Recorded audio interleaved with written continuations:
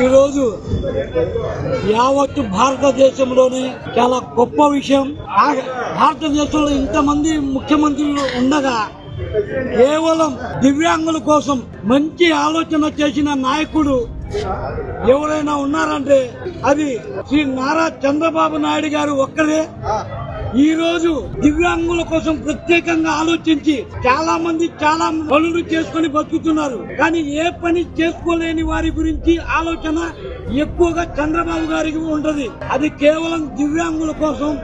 ఈ రోజు ఆయన రాష్ట్రాన్ని పరిపాలన చేపట్టిన నుండే 6,000 పింఛను ఏ వికలాంగుడు అడగలేదు. మీరు ఎలా బతుకుతారు, ఏంటి వీళ్ళ పరిస్థితి ఏంటి అని 6,000 పింఛన్ చేసిన నాయకుడు మళ్ళీ ప్రతి ఒక్క వికలాంగుడు ఎలా ఈ బస్సు ప్రయాణం చేయగలడు, వాళ్ళ పరిస్థితి ఏంటి, మరి వాళ్ళు కూడా బస్సు ఎక్కాలి, ఉచిత బస్సు చేయాలి అని ఈ రోజు అనేక ఊళ్ళు తిరగడానికి మాకు కూడా ఈ స్థానాన్ని ఉచిత బస్సు ప్రయాణం చేసిన నాయకుడు ఘనత ఒక చంద్రబాబు నాయుడు గారికే దక్కుద్ది.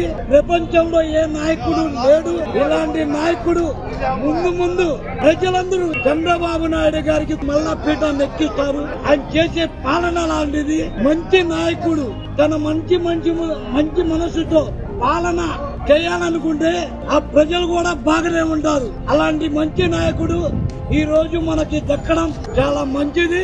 జై చంద్రబాబు, జై జై బాబు.